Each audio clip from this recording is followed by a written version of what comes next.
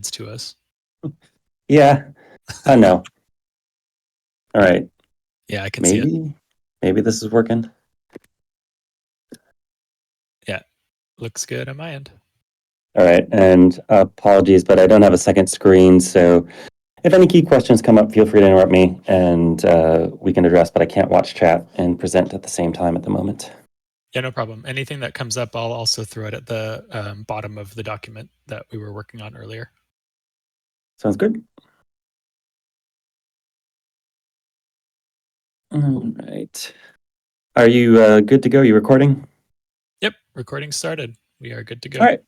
Well, let's kick this off then. Welcome to the October Guild of Guardians Town Hall. We have a ton to go over today. There's a bunch of AMA questions at the end. There were more AMA questions in the doc this time than we've ever had before.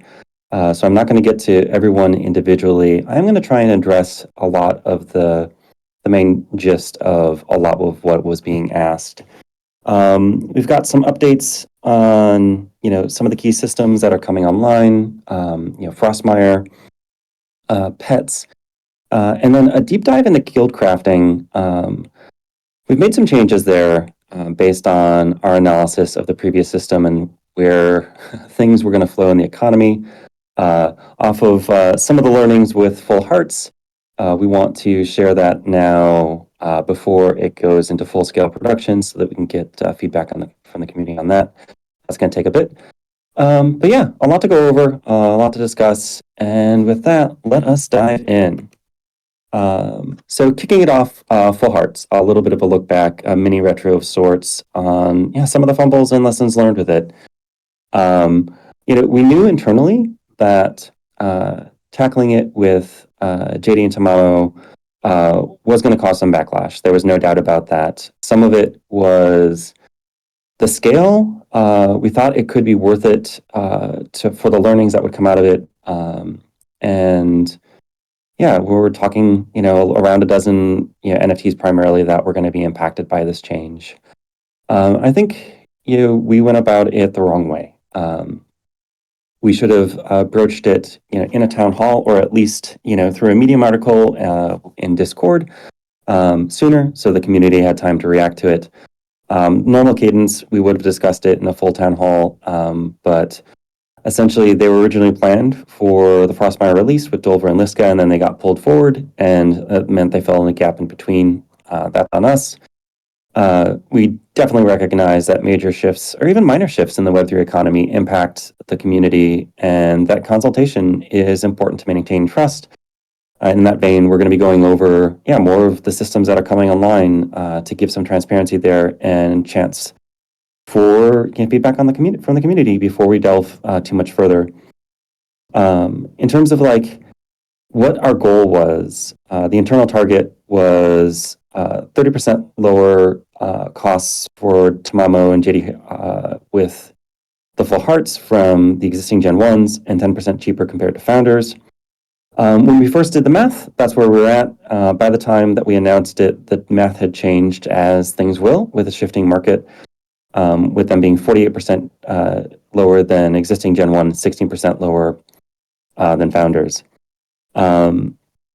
We still think that this solution is something that is worth exploring, and we want to do that with the Dolver and Liska release. That is the plan at the moment. And this will put Dolver and Liska in sort of their own bucket.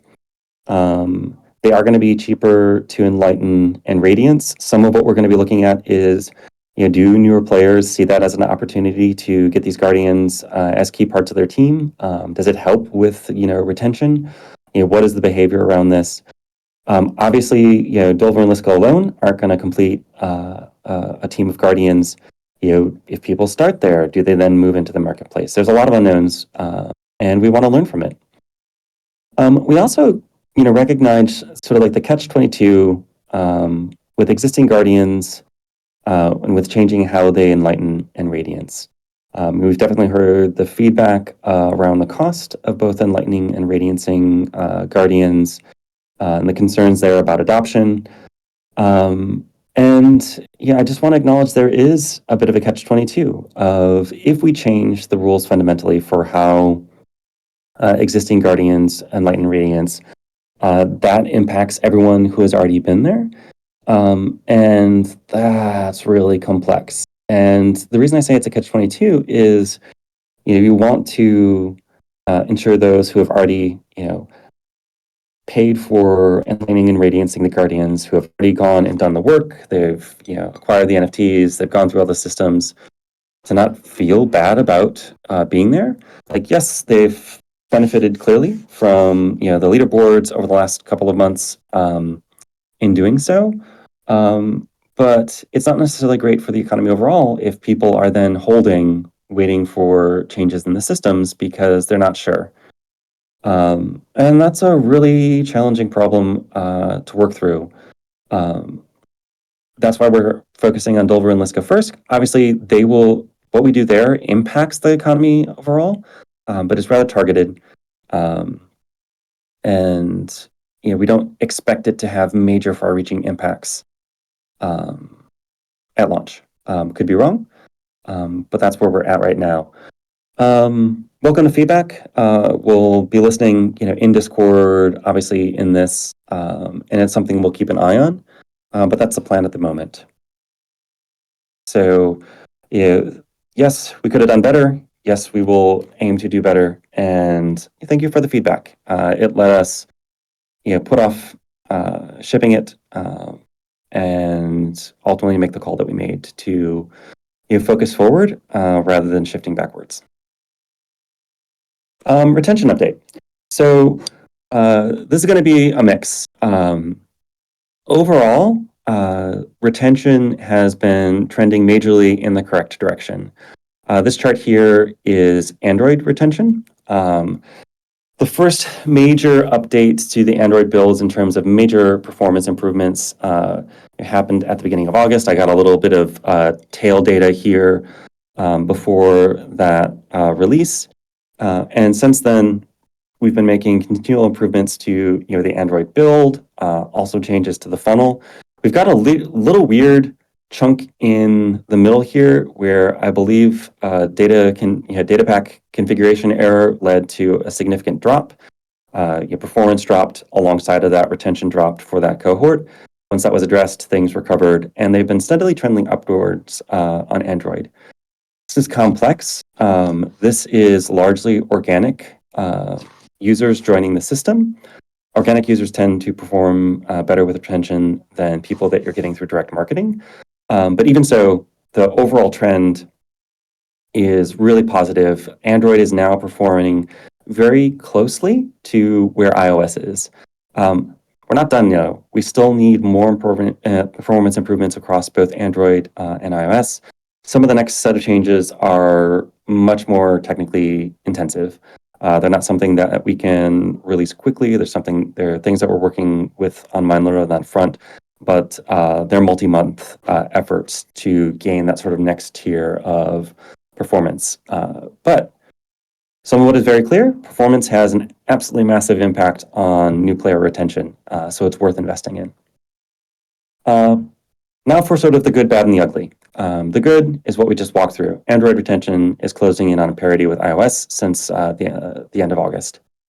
The bad, at the moment, we've completely paused marketing spend as we continue to refine the funnel and improve performance. A lot of this comes down to the return on advertising spend was in a really bad place. Essentially, we're dumping a bunch of money into marketing channels. And while that helped with MAU and DAU, the amount of money we were spending wasn't showing a return on the back end through monetization, which meant we were basically dumping money into the ether. Props up numbers, but they're not helping fundamentally the overall ecosystem. Where we're at right now with DAO, you can see this sort of with unique active wallets. We're at 4,726 DAO. MAU now, we've been marketing off long enough that that's showing a truer number of about 25K.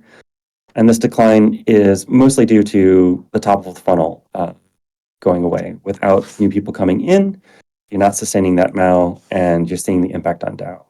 So we've got a core player base now that are retained their playing GOG consistently, and it's small. To get from where we're at now to where we need to be, we need to do what I've talked about, a number of times, both internally and publicly, as probably the most likely path for GOG to truly succeed and be a breakout game. And that's the double bump, where you go through launch, you learn a whole lot, you then take the game into a state where you're going through continual improvements, doing everything you can, obviously, to retain the people you have, to grow organically, looking for that improved product market fit. And where we're seeing that challenge to get from where we're at to being able to essentially do the second bump of the double bump is we've got challenges in the economy, we've got challenges in progression and in onboarding, all of these under that umbrella of performance, before we can really turn marketing back on and see that be, ROAS positive. Once that's ROAS positive, that starts that sort of virtuous loop of being able to continually grow the game. And right now, with where the numbers are at, we're not there. That's not great, but we've recognized that, and we're in the position now where that's our focus of making these changes and improvements, looking at the data, looking at the numbers, and pushing forward.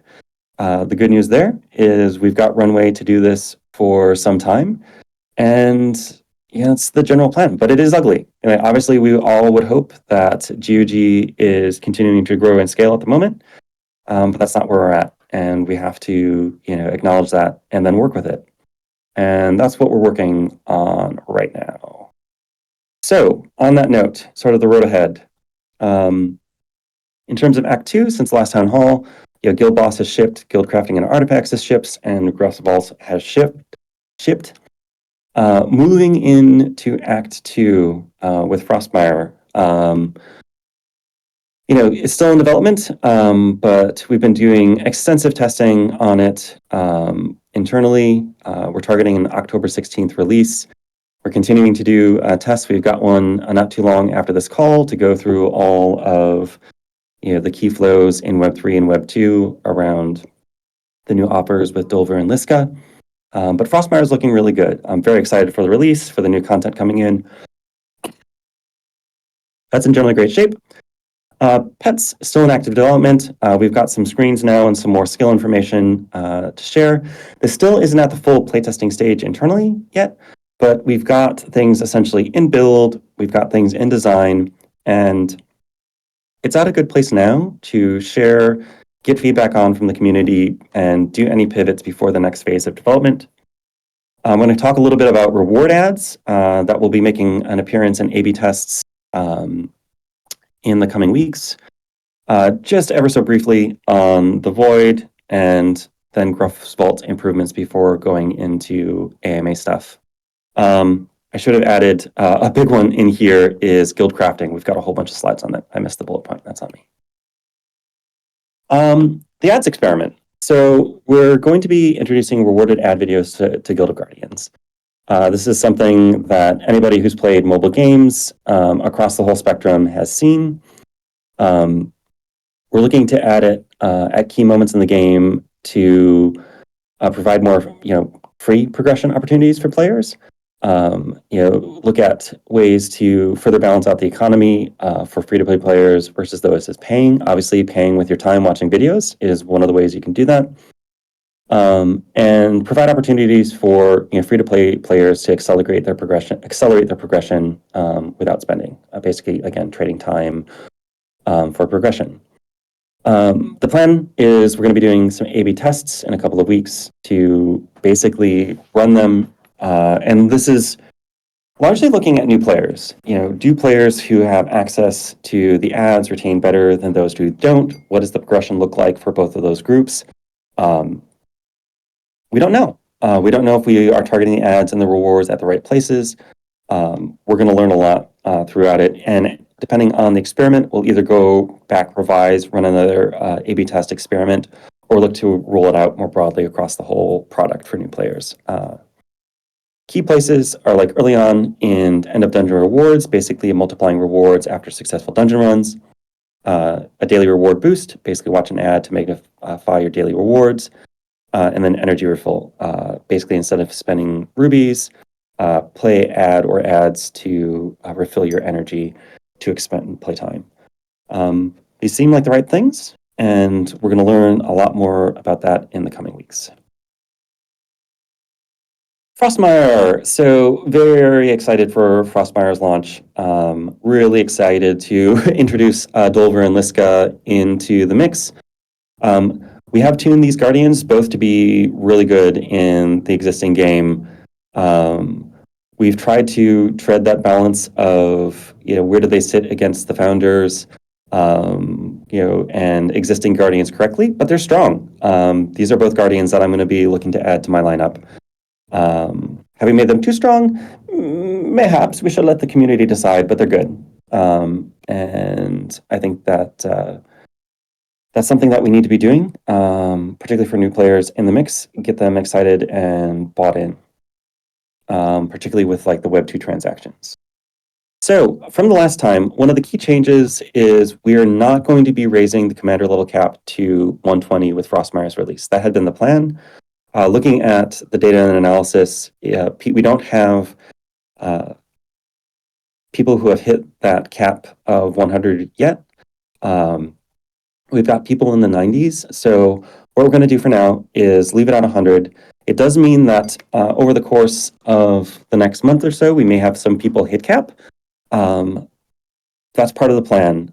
Happy to be challenged on this, but our thought there is one of the major challenges that we do have right now is catch up, and some of that is putting a cap on that catch up of commander level for a time.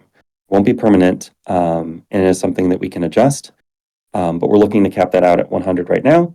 The new gear tier level 7 is still online, narrative is still online, new adventure and challenge dungeon is still online, and then Dolver and Liska with full hearts as part of that. And yeah, we'll be spoiling more over the coming week for that release on Twitter and other places and in media. Okay, so this is a big one. So bear with me as we go through this. Nico, if you see any particularly interesting questions, or Howie or anyone else in chat that can look, feel free to raise them as I go through. This is something that we're not going to get all the back and forth done within the town hall today. We'll look to continue that in Discord, after the town hall. On that note, too, looking to do things a little bit out of order in October and run another town hall probably in about 2 weeks to cycle through the feedback again in an open forum about some of this stuff. Anyway, kicking in. So at its core,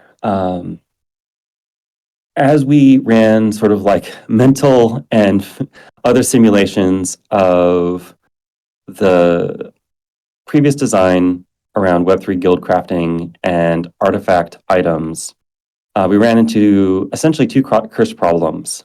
In order for them to really fulfill that desire of guild tokens, to fulfill the promise of being something that the guild leaders benefit from. The key first one is, with the way the design was working out, Mythic guilds had essentially an insurmountable advantage in terms of the number of people who could participate in crafting the item, in terms of the supplies, which continues sort of like the current trend we have of Mythic guilds are the place to be, and the other guilds are not doing well. So we wanted to look at that. The other side of it is the way those benefits worked. There wasn't actually a ton of incentive to sell the best artifacts. So, in terms of overall system rewards, better for guilds just to keep the artifacts in-house and ensure their dominance over the rest of the ecosystem. The last part about that is the supply challenge of the system was going to saturate. The only way for the system to not saturate is either to grow endlessly, which games never do, or basically scale endlessly, where the artifacts are constantly being replaced in order to elicit new demand. So looking at these core challenges, we took a step back and we're like, how do we make a system for guild crafting that is an economic loop that is self-sustainable? This is our attempt at it. This has not gone into full bore production yet, so this is still something that we can pivot out of. But we think it solves a lot of these key problems with the just sell permanent gear. So yeah, as we look at the solution, like it's not perfect, but there's a lot to love about what it enables in terms of both the Web3 economy and sustainability of the system overall. So, proposed solution, walking through it. Guilds specialize via skill tree to craft different essence boxes. Essence boxes are NFTs that players buy and then open to receive an assortment of refined essence, which is a Web2 resource. Refined essence is used by players to craft consumable potions, a Web2 item. Players need to acquire refined essence from different guilds to complete potions. On this, we may have some potions that are, on the lower end that only require one. But we're looking at this as ideally people need multiple sources, prevent siloing in the system. Potions are temporary, so they have effects that increase guardian combat power, unlock temporary skills.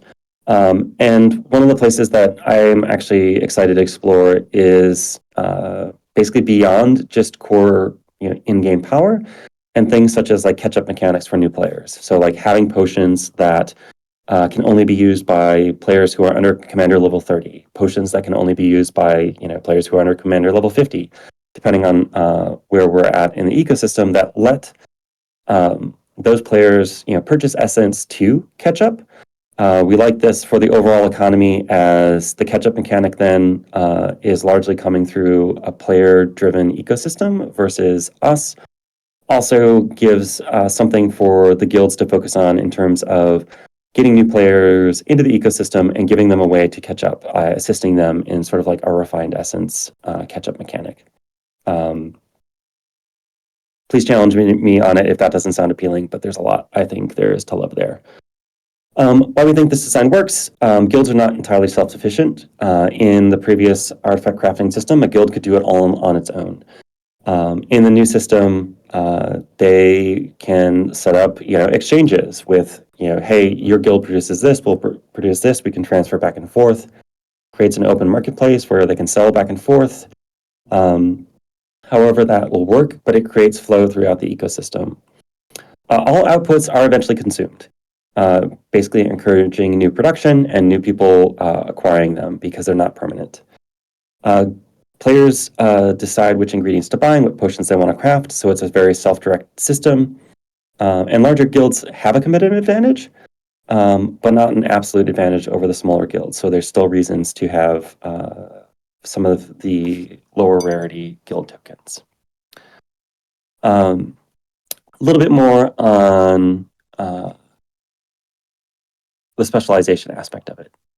So players require refined essences from at least 2 different guilds to make one usable potion. This prevents guilds from being entirely self-sustaining. Yes, I know there are some guilds that have multiple guild tokens, so yes, within their ecosystem they can be there. Still requires sort of a trading and exchanging. This is made possible by introducing a new skill tree system and guild power for crafting. The tree will branch in such ways that guilds can only choose one type of box to create. The other skills that unlock the other box types will become locked after making a selection. There will be respecking possible, but the goal of the respecking isn't to avoid sort of trading loops, but to be like, hey, overall economy is shifting. We want to move into a new space. We don't want to lock guilds in forever either. So that will be a bit of a balance. A little bit more details. So guilds earn shared resources from guild activities, just like the public artifact system, doing boss fights. Guild members earn a resource called Essence Power from guild activities. Players donate Essence Power towards ongoing Essence Box crafts in order to improve their tier or level.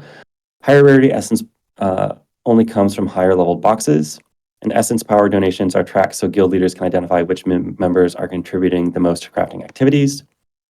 When an essence box is done being crafted, the guild has to mint it. Otherwise, it will become unstable and permanently lost. So there is a window with to mint it, but without minting it, it goes poof eventually. You can't just basically store them in limbo. And once a box is minted, it can be traded freely like any other NFT.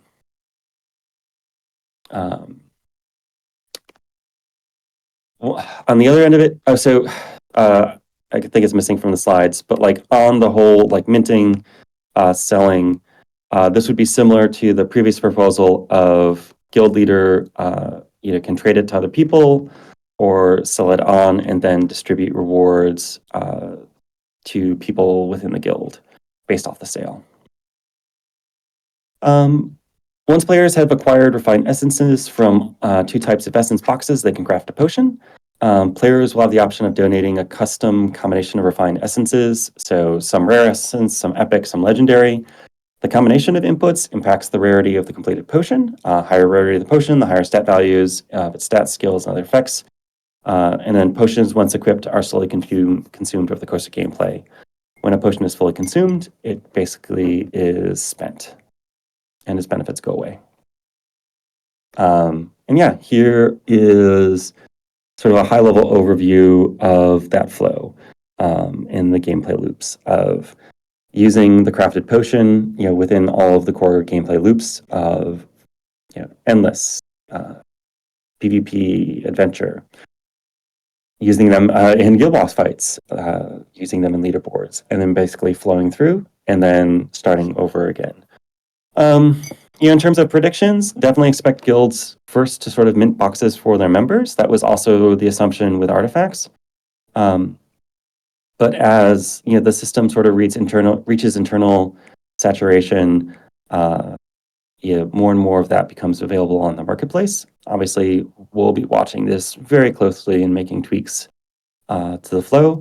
The other thing that's great about this is it is a system that we can iterate on much more safely than a one and done system.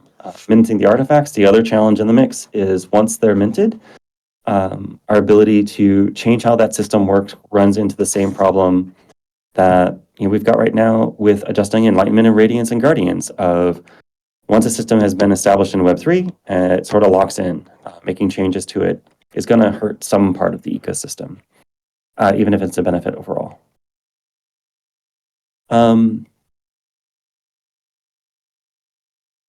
Some of what's coming. So as more systems come into the guild sphere, new resources to contribute into the crafting, that's something that we can expand moving forward.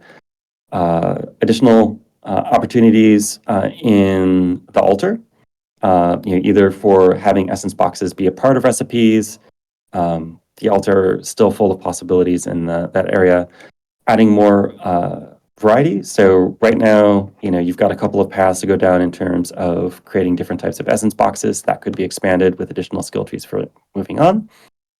And then, some of it too is like recipes don't have to necessarily be forever. And we can have temporary recipes that could, drive people to go purchase things off the marketplace if we're seeing like a slowdown of a particular type of essence box. There's a lot of ability for creativity there. Not completely off the table is mintable potions. Right now we're planning on keeping them Web 2, but there is something kind of appealing about limited run potions that you can create and then mint and sort of keep in storage. So problems that brings in, but definitely appealing and further mintable essence materials. All right. Gonna pause there for a second in case there were any key questions that came up while I was going through all of that. If Nico or Howie want to chime in.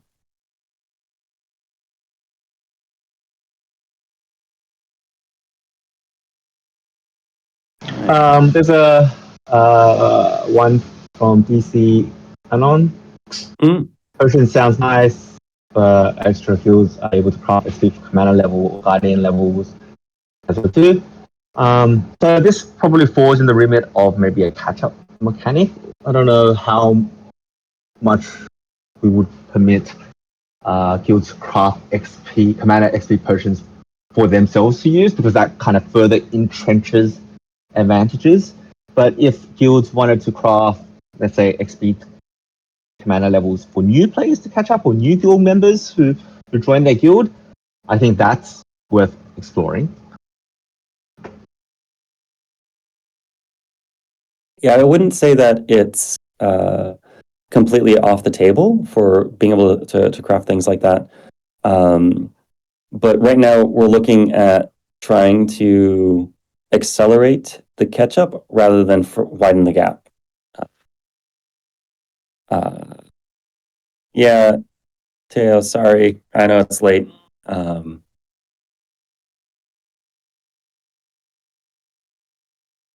Cool. Thanks for that, Howie. Yeah, if anybody else has any questions about any of that right now, drop them before we get started on the next slide here. That was kind of the only one. There was just one sentiment about guild chat being released will help with all this coordination and this sort of stuff. So they're eager to have guild chat. Yep. I hear it. Still don't know exactly when that comes online. I might be able to pop on to the live roadmap to see where that falls. Or actually, maybe Howie, if you could go check out that. I know Mindletter had it there. I just can't remember right off the top of my head. Cool. Well, next one I know also eagerly awaited is the pet system. So we're finally at a place now where it's gone through sort of multiple revisions. I think it's in a pretty good place, but obviously we're open to feedback on how this is going to flow out in V1. If from the original Founders Pets, there are going to be some minor changes to basically better reflect the game that GOG has become since they were originally minted. Mostly just adjusting the reward, outdated reward types into things that are associated with the current game loops. And then pets are still going to provide passive buffs that contribute to gameplay progression. For V1, obviously a big part of this is giving founder utility to the daily gameplay loop from pets. Having a place where you can manage your pets and the ability to showcase the pets in Haven. So, a little bit of the work in progress. So this is where you would set up a team of pets to deploy. You can have multiple teams. So 3 pets into a team. Obviously, you can mix and match the pets you're deploying, either to really focus in on one specific upgrade or to spread them around. Individual pets, have their info and their skill listed here. Pets do not take a slot. They are now managed in sort of the lower right with the little pet icon paw from the deploy. And here you can basically select which pet team you want to go out and live at. This is all work in progress, but in clients, just not fully up to speed yet. In terms of the pet skills for the existing founders, this is what we got. I'm not going to read this all out, assuming that you can all see it. But yeah, giving out faction soul or improving the number of faction souls, improving like power stones, basic refinement stones, crafting material boxes of different types, endless coins, adventure energy, XP scrolls. So obviously, if you're trying to catch up or even get ahead, XP scrolls would be a pet you would want to equip. Happy to take feedback on this. Take screenshots because I'm about to go on. After we ship Pets V1, we'll begin work on Pets V2. There's going to be a gap between them, probably a couple of months, where only the founders' pets will be in play. In terms of Pets V2, we're looking to extend the system more, looking at the possibility of pets joining Guardians and Dungeons. Sort of similar to Commander skill, not always there, like Guardians, but some pets you can summon in for a boss fight, or overcome a key guardian who has a really annoying skill. Pet cultivation, so pets can have their skills swapped with other skills and have their skills leveled up, basically improving your pets. I don't know if I would call it pet breeding, but like messing around with the system to create unique combinations. Pet gacha, so this would be adding new pets into the overall ecosystem. We have a bunch planned and sort of in art production right now. Some of that will depend on where the pet system is and where the founders are sitting at that point in time. And then pet radiance, basically further improving your pets.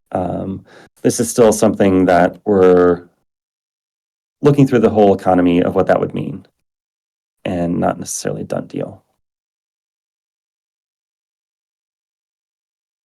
But yeah, pets not too far away at this point, assuming there's no major negative response to what's coming along. Gruff's Vault. So we're live. One of the things that we were waiting for Gruff's Vault for is to avoid the death spiral with GOG. So giving out a lot of GOG tokens when the only utility for it is basically selling it wouldn't have been a great thing. At this point, we've got Gruff's Vault, so people can stake. Pledge. We've got Aries Store, where there are more options to make purchases via Web3 using GOG and other currencies. So we've been getting to the point where GOG utility is increasing. The next set of leaderboards is going to focus much more on GOG token distributions versus the sort of traditional Web2 rewards we've been using as we work to get to this point. And some of it is we're going to see what happens with the flow in the ecosystem. From the rewards, are people using them in Aries Store? Are they saving them and pledging? Or are they off-platforming them and selling them on? We expect some of all three. Some of it is what is that balance looking like? And depending on that balance, we will make further tweaks.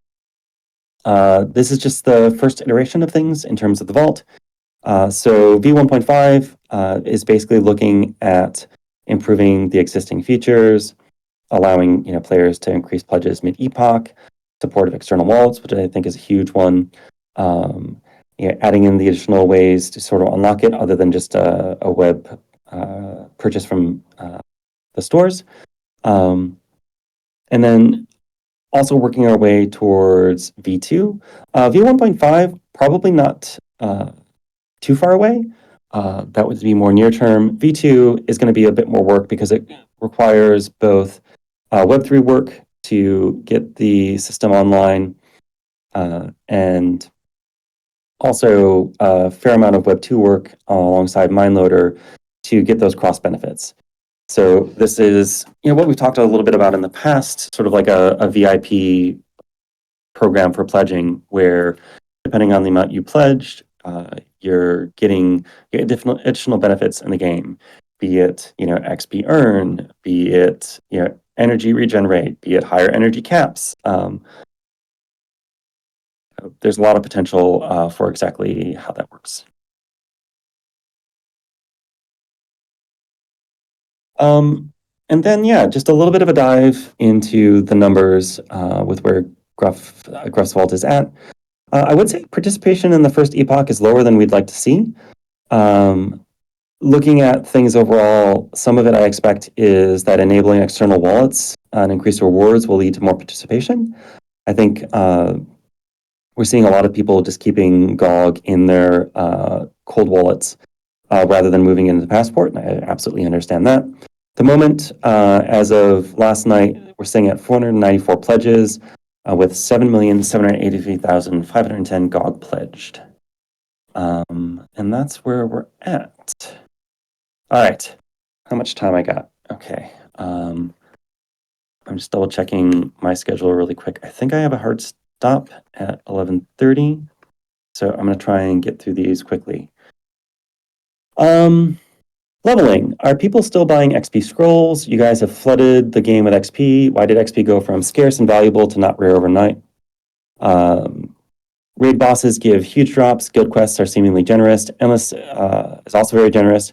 It should be difficult to get 10 heroes to max level. I'm already at 9 heroes maxed XP, and we're only a few months in. Yes and no. So one of the things that we've been looking at overall, and we've talked about throughout this town hall, is that challenge of catching up. So one of the things that we have been more generous with is XP to help on a number of fronts. One is helping people get through the adventure content. Early on, this was more challenging than we expected. Increasing the amount of XP in the mix allows people to progress at a more steady pace. We do want players to have multiple squads of Guardians that are capable of competing in PvE and PvP. We wanted to address the challenge that basically everyone has right now of having to sort of reset Guardians, move XP and equipment around to participate in different styles of events, to maximize PvP versus endless. So allowing for multiple squads of heroes to do that, we need more XP. Like whoever asked this question, already having 9 maxed is definitely an outlier. The vast majority, like over 90% of players, are still focusing in on just 5 and trying to max those out. So even though there's a lot more there's still a lot of people who are far behind. This is also why we're holding that commander level at 100. We do expect that means that like some people who are on the very top end are going to bump into that soon. But that this gives some players who are lagging behind a hope and a prayer of catching up. Are people still buying XP? Yes. Is this new generosity reducing the need for purchases? Yes, but not necessarily having a massive impact there. What do you have in mind for the new player gap? Level 1 events would be great, but we need more, maybe a system if you're less than 10%, 5x boost, 25% of highest person commander, you get 4xp, 3x XP if you're 50%. Basically looking at the overall ecosystem, and if you're on the bottom portion of it, accelerating player progression. This system could work. We are taking this seriously. When I talk about that, one of those needs to hit the double bounce, one of those needs is addressing sort of catch up. In the overall sort of like mobile ecosystem, this is addressed in different ways. Some of it is internal catch up mechanics like, this and some of the ones that we're going to be proposing. Other ways are brand new servers, which I think is also potentially on the table, but that's a super complicated thing that we're not actively working on at the moment. But beyond something like this, some of the things we're looking at is commander level restricted potions. So this is something that we can introduce new potions over time, depending on that balance. As a year from now, we could introduce 10x potions because it's way harder to catch up.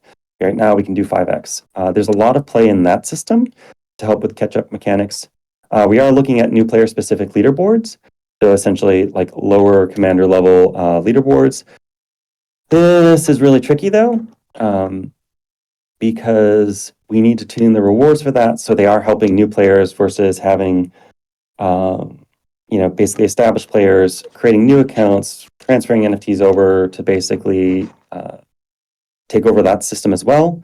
Battle passes is something that we're looking at in terms of helping new players advance more quickly, and then the VIP system with Gruff Vault. Essentially, if you pledge a certain amount, again, it could be based on your pledge and your commander level. There could be a combination of different bonuses. If you've got other ideas in the mix, this is something that we're actively working on right now. It is in the ideation phase. We're not in implementation. So if you've got ideas on systems that you think would really help on the catch-up mechanic side of things, please let us know. And man, for me, if you can think of a way to have new player-specific leaderboards that isn't open to existing players coming in to try and take advantage, I would love to figure that out. I'm struggling on that front in terms of design. How long should it take for someone to max a character? Months, years? What is your current midterm vision and long-term vision? So we want players who love min-maxing and collecting to play for years. But our goal isn't to string along existing systems into infinity to ensure that happens.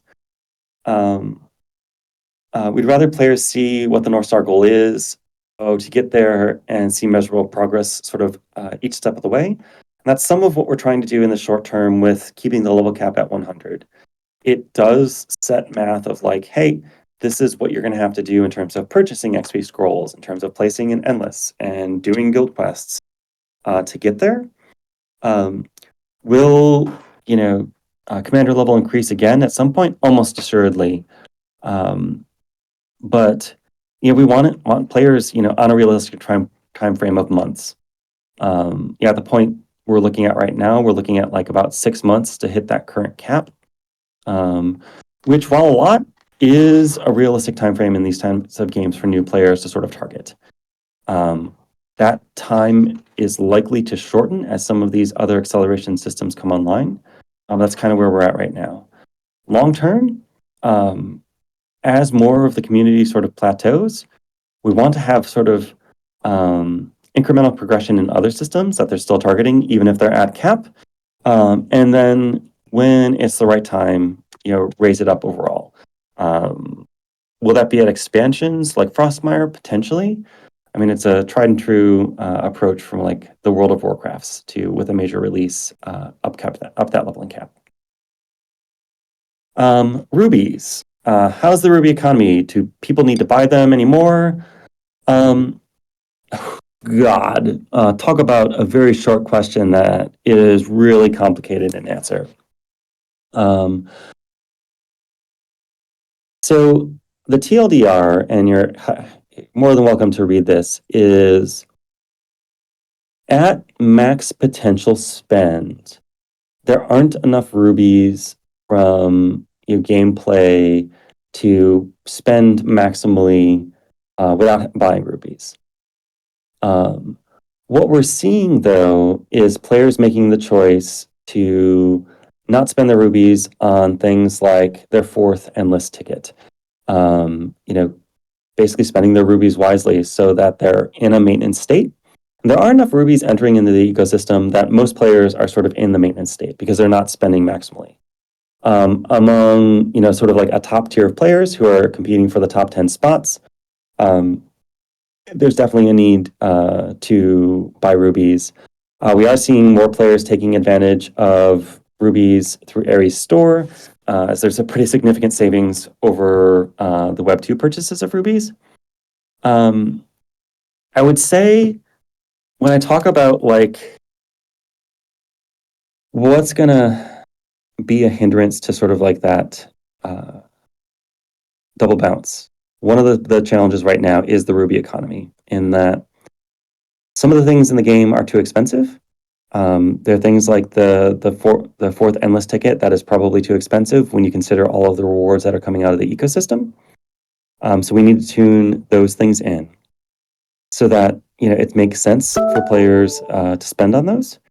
And we need to get rubies into a state where players are receiving a good number of them. It's one of the key aspects of any style of game like this, particularly at startup, that you kind of get more than you can figure out what to do with, so that you spend them so that eventually you go and buy more to make your life easier.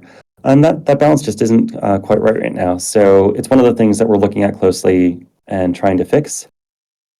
But the feedback of the spend is too high and the inputs from the economy too low is only true for a relatively small portion of how players are playing right now.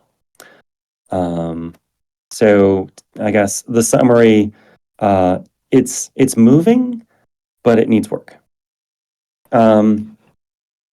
Question on guild leader costs. Can we add a feature to let guild leaders share the expense to guild buff? It will cost a lot over time for the guild master. This is a place where I was probably being naive, but I had no plans to add an in-game feature for this. being a Web3 game, we were kind of like, if players want to support the guild leader, like they can, via Passport and ZKVM transfers. Players, can send GOG over to the guild leader to help with, subsidizing those costs. If the guild leaders really feel like we need an in-game way to do this, it's something we can explore. But my short-term answer is like, why not Web3? Can't Web3 solve this? Please, Web3. Guild level. Will you raise the guild level max beyond 10? Potentially, but this isn't something that we're planning to basically continually raise. As more guild systems come online, we'd rather basically distribute progression through more sort of incremental systems, additional skill trees, rather than just continuing the push to sort of max guild level. But will it go up? Almost certainly. But we're trying to be deliberate and intentional with that, rather than as players as guilds hit the cap, just raise it and sort of extend beyond. Radiance and full hearts. Do not make hearts for a separate guardians. If radiance need fix, please make it for every single guardian via just one item. Not multiple. Radiance hearts alone won't solve the cost of faction souls for more guardians to be enlightened. Think for those who already have guardians at enlightenment 10, Radiance 2, for example, to not start over and just have a way to benefit just like the rest of new players. Yeah, I mean, don't forget that there are players that already have 15E 10R Guardians too. I struggled with this question. I see the impetus and the ask behind it, I think, which is, can't we simplify the fix? And if the person behind this has a design that would accomplish this, I would love to see it. But this is one beyond my ability to see the vision for how this would work with just one item. With Guardians, a different rarity, one item to solve it all is overly simplified. I don't think it's possible, but I guess part of why I included in the slide is like, I could be missing something. If I am, feel free to send it my way. Pets, leaderboard and guild store. Are we getting a new spot for team comp for pets, or will we have to take one guardian out? So I've answered that previously, in that pets have their own UX. I believe you said you had a new ranking system and leaderboard in the works. I believe this was referencing the endless leaderboards, which have been live for some time now after the leaderboard rework there. If it's something else, happy for people to reference me so I can answer that question correctly. Can you please add more stuff to the guild store so people are forced to join any guild at least to be able to buy premium stuff? I think actually guild crafting and the potions solves this in terms of wanting to be a part of a guild, gain access to essence. I also think like having access to artifacts, particularly the public artifacts right now, it's something that's really appealing to join a guild for. If people feel there's more that the guild store needs to like push people over the top to join a guild, happy to hear suggestions. In terms of like the guild store, I wouldn't say it's static. All of the stores are stuff that we're looking at the data on to see if we need to remove things that aren't getting purchased, adjust things that are getting all of the attention, or add other things in the mix. So I'm not saying it's not going to change, but not a huge priority right now with the other systems coming online for guilds to sort of drive players to join. All right. That was the questions I was able to pre-address and sort of I estimated for time. We've got 4 minutes left now, and would actually prefer to take that more into Fireside chat territory. Obviously, a whole bunch of updates. Yeah, drop it in the chat if you got thoughts.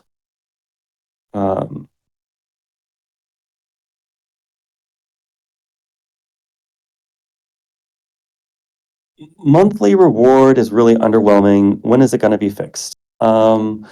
This is actually a real. I assume you're talking about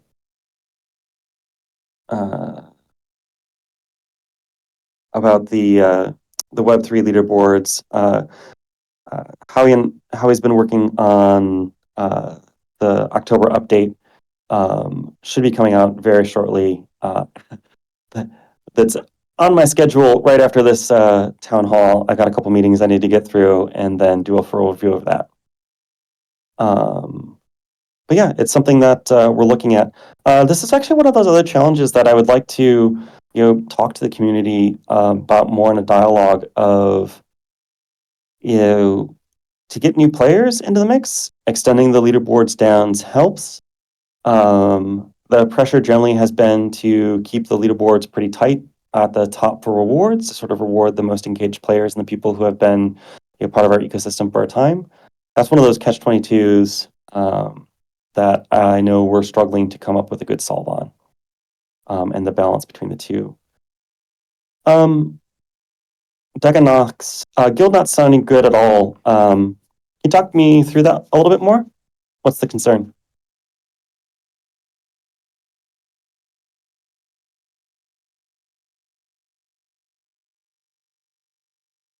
While you clarify that.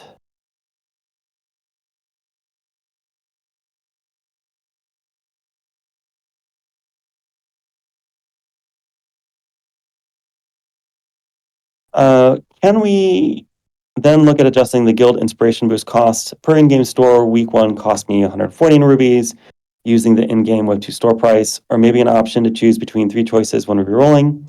It once took me 51 rerolls to get a specific boost. Yeah. Good feedback. I didn't expect the inspiration costs to be getting that high. Let me talk to the MindLoader team on that one. Now I'm understanding the question more on spreading out the costs.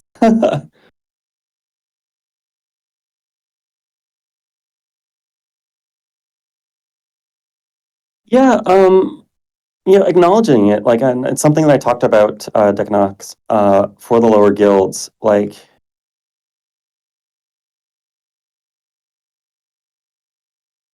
having, inherited the system, it's one of the things that we're really struggling with, and it's why, we took that look again at this potion system, because a smaller guild really could participate in it, versus they were really just completely boxed out of the former sort of artifact crafting system. I'm really open to thoughts from the community on how to address the lower guilds and their place in the ecosystem, and how we have them be more competitive.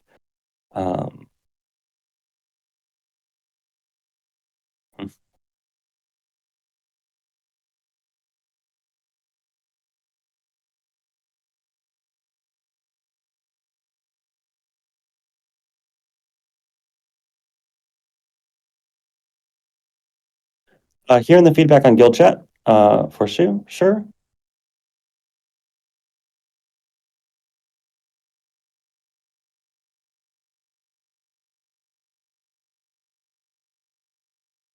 Oh crap. And now I need to love you and leave you and then bounce into my next call. Thank you, as always, everyone, for attending. Thanks for all the feedback. I'm gonna have to come back and read chat later this week. But yeah, I appreciate it. Appreciate your commitment to GOG, and we will catch you soon. Awesome. Thanks, Clay. Thanks, everyone, for joining us. And like Clay said, yeah, we'll have